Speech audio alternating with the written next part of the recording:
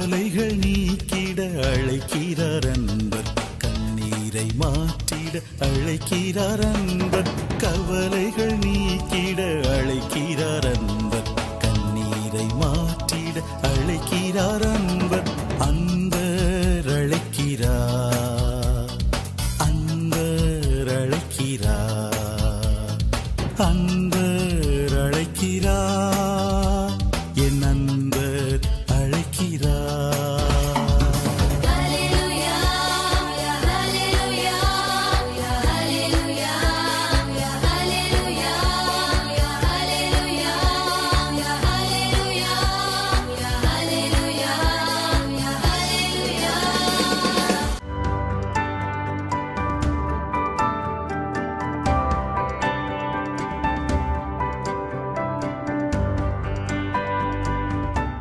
கர்த்தருக்குள் பிரியமானவர்களே, அன்பர் அழைக்கிறார் ஊழியத்தின் சார்பிலே வாரம் ஒரு வார்த்தை நிகழ்ச்சியின் மூலம் மறுபடியும் உங்களை சந்திப்பது மிகுந்த மகிழ்ச்சி. இந்த நாளிலும் கூட நாம் தேவனை மகிமைப்படுத்தி ஒரு பாடலை பாடி ஆண்டவர் நம்மோடு பேசுகிற வார்த்தைகளை தியானிப்போமா?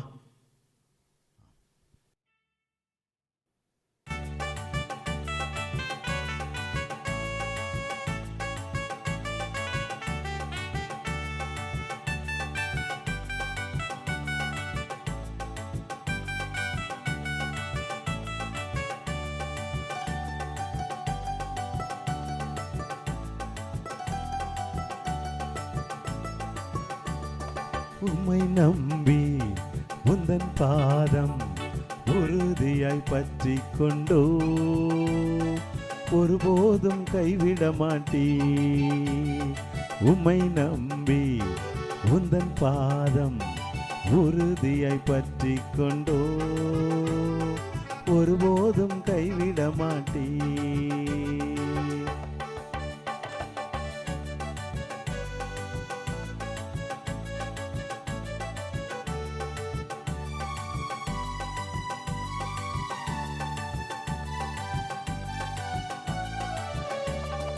கண்ணீரை துடைத்து கரங்களை பிடித்து காலமெல்லாம் காத்து கொண்டே, கண்ணீரை துடைத்து கரங்களை பிடித்து காலமெல்லாம் காத்து கொண்டே, ஐயா காலமெல்லாம் காத்து கொண்டே. உம்மை நம்பி உந்தன் பாதம் உறுதியாய் பற்றி கொண்டோ, ஒருபோதும் கைவிட மாட்டீ.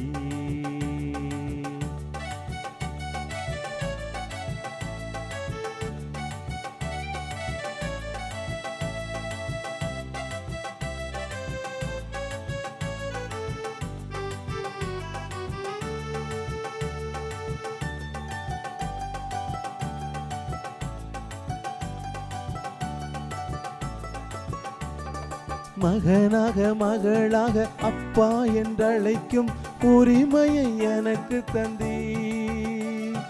மகனாக மகளாக அப்பா என்றழைக்கும் உரிமையை எனக்கு தந்தீ. ஐயா உரிமையை எனக்கு தந்தீ. உன்னை நம்பி உந்தன் பாதம் உறுதியாய் பற்றி கொண்டோ, ஒருபோதும் கைவிட மாட்டீ. உம்மை நம்பி உந்தன் பாதம் உறுதியாய் பற்றி கொண்டோ, ஒருபோதும் கைவிட மாட்டீ.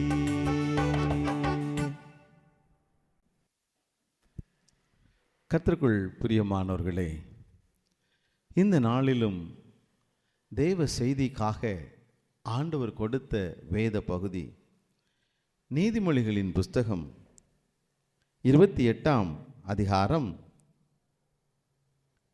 25ஆம் வசனத்தை பின்பகுதியை உங்களுக்காக நான் வாசிக்கிறேன்.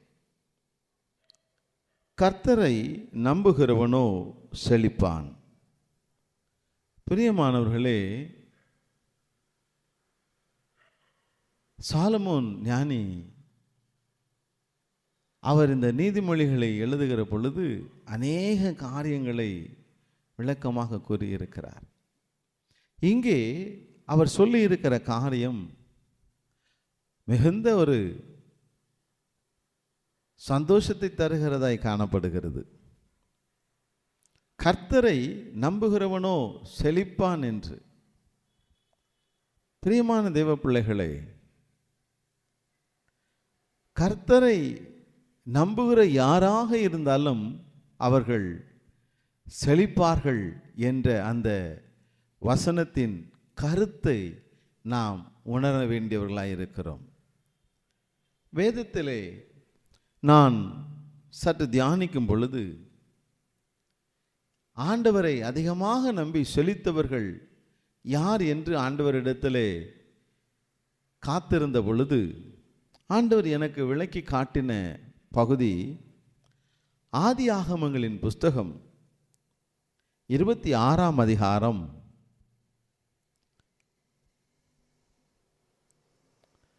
12ஆம் வசனம் ஆண்டவர் எனக்கு நினைவுபடுத்தினார். அதை உங்களுக்காக நான் வாசிக்கிறேன். ஆதியாகமம் 26:12. ஈசாக்கு அந்த தேசத்தில் விதை விதைத்தான். கர்த்தர் அவனை ஆசீர்வதித்ததினால் அந்த வருஷத்தில் 100 மடங்கு பலன் அடைந்தான்.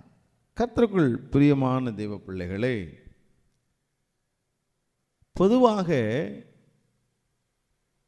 விவசாயம் செய்கிறவர்கள்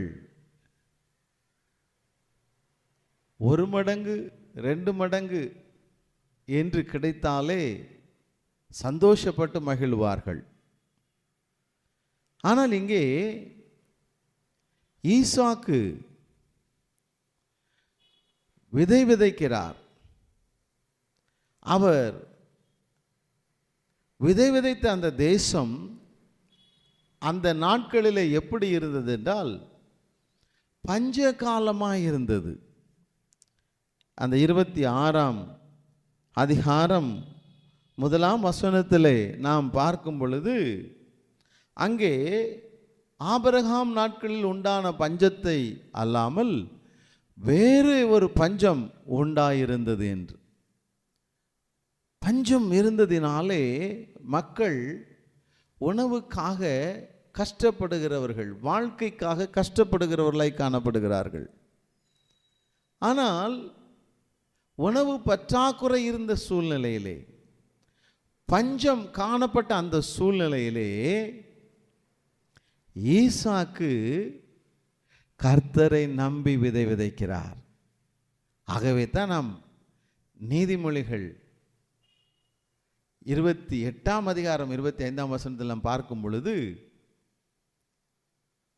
கர்த்தரை நம்புகிறவனோ செழிப்பான் என்று, கர்த்தரை நம்புகிறவனோ செழிப்பான் என்று பார்த்தோம்.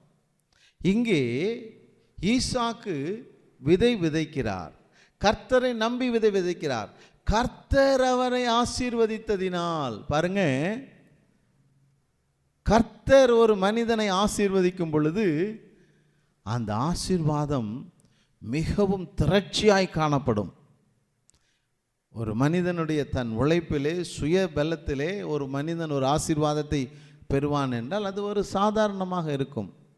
அநேக நேரங்களில் அது வேதனையை கூட கொண்டு வந்து விடுகிறது அந்த ஆசீர்வாதம். சில நேரங்களில் பணம் இல்லாமல் இருந்தால் கூட நிம்மதியாக இருக்கலாம் போல் இருக்கும்.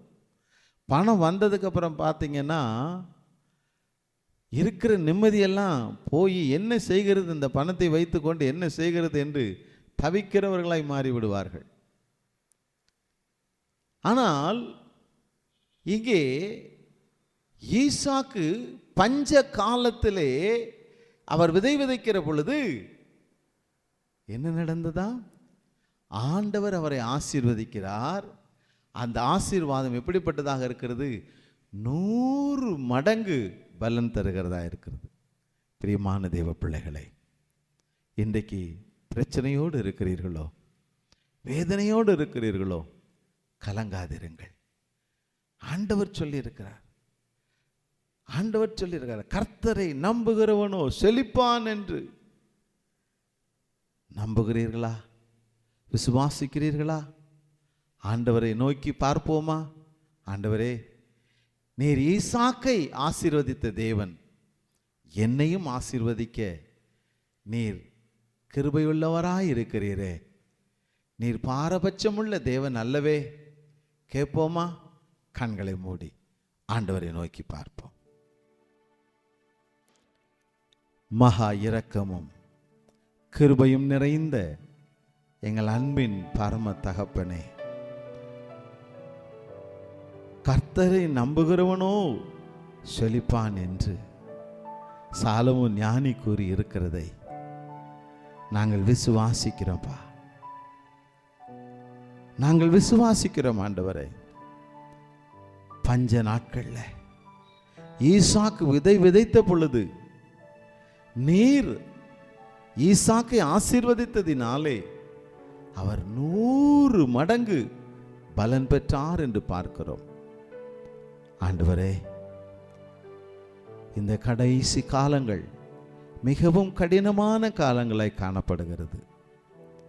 கஷ்டங்கள், பிரச்சனைகள், ஆண்டவரே எங்கு பார்த்தாலும் போர் அபாயங்கள், ஆண்டவரே எங்கும் நிலநடுக்கங்கள், இதன் நிமித்தமாக பொருளாதாரம் ஆண்டவரே எங்கேயோ சென்று கொண்டிருக்கிறது. இப்படிப்பட்ட சூழ்நிலைகள்ல நாங்கள் நெருக்கப்படுகிறோமே, பிரச்சனையில் இருக்கிறோமே, வருமானங்களின்றி தவிக்கிறோமே என்று அநேகர் வேதனைப்படுகிறாங்க. ஆண்டவரே, நீர் அவர்களை பார்த்தான் சொல்லுகிறீர்.